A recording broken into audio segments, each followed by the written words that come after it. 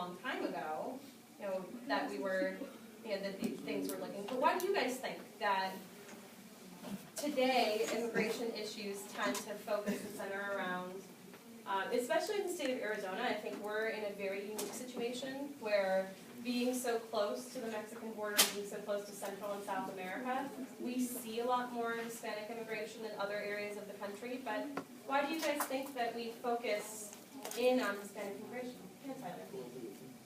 It's kind of, it was the same before as it is now as it was then, because the Europeans had to pass, the liberty test and had to pass, certain medical conditions, and which are the same requirements right now. The only difference is they're shifting from across the seas to what countries we work. Okay, so Tyler's pointing out that we're shifting our focus, to the immigration issue that is most centrally at hand. From the reading that you guys did last night, can you recall a specific piece of legislation that targeted just one race? You're so close. Chinese act that limited immigration. Yeah, so Tyler and Deborah, right? So it's the Chinese Exclusion Act. So, Shelley, to kind of answer your question, with the Chinese Exclusion Act, which we'll get to in a couple of slides, we eliminated for 10 years Chinese immigration because there were fears in, especially New York on the West Coast, that there were too many people immigrating from Asia, specifically from China. And so I think that the focus is shift to whatever the perceived, problem. And I'll put this in big quotes because most economic studies show that immigration is helpful for our country rather than harmful. And if you also look at what immigration does for our societies, it makes us richer as a society. We learn more about other cultures and other practices, and we grow more as a society. So immigration is generally good. But I think that when we get to our slides on nativism, Shelley, you'll see really why people hone in and focus on things. And a lot of it is based in fear. Fear of the unknown, fear of things changing, fear of something that's different than what you know. Unfortunately. And I think that's a tough thing. I think it's okay for us to acknowledge that that's difficult. We're in a super unique position. Has anyone lived in a state other than Arizona? What states have you guys lived in? Texas, all right. Tennessee and Colorado. Washington. Michigan. So, Ohio, okay. Do you guys remember hearing about immigration in those states that you were living in? And if so, what do you remember hearing? It was it was with they weren't really concerned about it. There was more immigration to the Canadian border. That was a big concern. And then it was Pakistani or Middle East was a big concern there. Okay. So you were in Michigan? Ohio. You were in Michigan, Ohio. So closer to the Canadian border, the concern shifts, right? It shifts away from concerns over Hispanic immigration and towards Canadian immigration. Right. Good luck.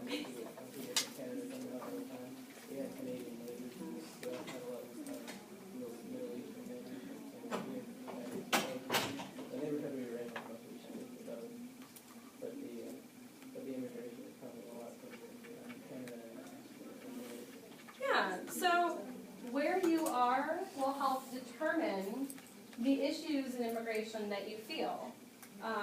I know that for a while, some of the concerns over Canadian immigration, especially in Detroit, where jobs are incredibly tough to come by, Shelby Lynn? Where jobs are incredibly tough to come by, especially as the auto industry transitions, there's a lot of concerns over Canadian immigration. So I think a lot of it is regional, Shelley, depends on where you live, and it depends on sort of time. Time tends to heal some of the issues with nativism, but not all of the issues. Good conversation. I love that you guys are able to pocket on this. And please feel free to stop the lecture at any point and add your thoughts, because immigration, I think, is an issue that touches us all in very different ways, and I would love to hear your thoughts. But know that this is a safe place, and you're not going to be, you're not going to be persecuted for your opinion as long as you can back that up with reason. We still won't persecute you for your opinion, but we want you to back that up with reason. Okay. Yeah. What's the difference between immigration and emigration? So immigration and emigration, the difference is immigration is moving to a particular place. Emigrating is actually the act of moving and settling. So those tend to be how that line divides. So moving and settling. Ellis Island we talked about yesterday, so you don't have to write these things down. There were 4 things that we talked about yesterday that as an immigrant going through Ellis Island could either send you home or could send you into detention. What was one of those 4 things? Yeah, Laura. Illness, like maybe looking at your eyelids. Yeah, illness. So they were checking for diseases. You guys remember we talked about the button hooks with your eyelids. So disease is one of them. Yeah, your health in general. So, yeah, Shelby Lynn. Shelby Lynn, what was one of those 4 things that they could disqualify you? You said disease too? Injury. Injury. So that's also still part of health. Abel. Those exams that they made you take, Yeah, what kinds of questions were they asking, Abel? like what does 4th of July mean? Are you married? Yeah, So, your legal exams, like your demographic, social, and other questions. Yeah, Brandon. if you're a woman traveling alone. You're a woman traveling alone. All right. Yeah, Ray. Pardon? Yeah, your criminal history, that would be part of that legal exam. Under 16. Under 16, yeah, if you were a child. Those are all 4 of them. Laura. What would they do if you were a pregnant woman and you were by yourself? You would be detained until either a man could come pick you up from America who was related to you, or you would be sent back. What would happen with the child if she was detained for so long? She had a child abandoned? That's a great question. I know that roughly 300 or so children were born in Ellis Island. Remember, we grant citizenship by your birth, so you become an American citizen by being born here. So that child would be considered a citizen, but not the mother. I would imagine they would end up sending both of them back home. I actually read a book when I was a tiny kid. She came over and she was pregnant. She was only her sister. She was in a place where she actually had to give birth there, but they didn't help her out. Like she had to have a birth by herself in the bathroom, and then she had to like just take care of the baby. They would give her some supplies, but other than that, just the other one.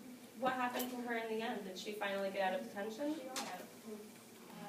They bought papers so they could go over. They went with her papers, and that's why she was held so long. They were like trying to figure out what was going on.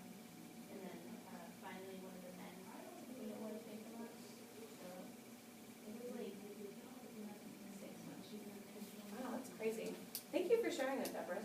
Awesome. Does that answer your question? Cool. So Ellis Island was that thorough point. What was the thorough point for immigrants coming from Asia? Angel Island, yeah, it was in San Francisco. So here we're finally getting to some new context. So some of our review from yesterday plus our discussion. There are 2 slides about ethnic cities, so you can just write ethnic cities. The caption Little Italy just refers to where the picture is from. So if you're writing this, I would write ethnic cities, and I would write this portion here, this column. As immigrants came to America, whether they were coming to America on the East Coast or the West Coast, they had a tendency to all settle in the same area as other immigrants from their country of origin in that city, which formed many areas called ethnic cities within larger cities. If you've been to a larger city before, you may have been to one of these ethnic cities. They tend to have names like Little Italy and Chinatown. In New York City, the Lower East Side is where a lot of Jewish individuals went and decided to reside. This allowed those immigrants to continue their own cultural and ethnic practices while also being in an area that sort of felt familiar to them. If you ever have a chance to visit one of these large cities and go to any of the areas that are still ethnic cities today, it's unreal. It's so cool. There are so many interesting shops and restaurants. My favorite part of Boston is the North End, where they have Little Italy. Rows upon rows of the best Italian restaurants you'll ever find. It's very different from the way that we interact with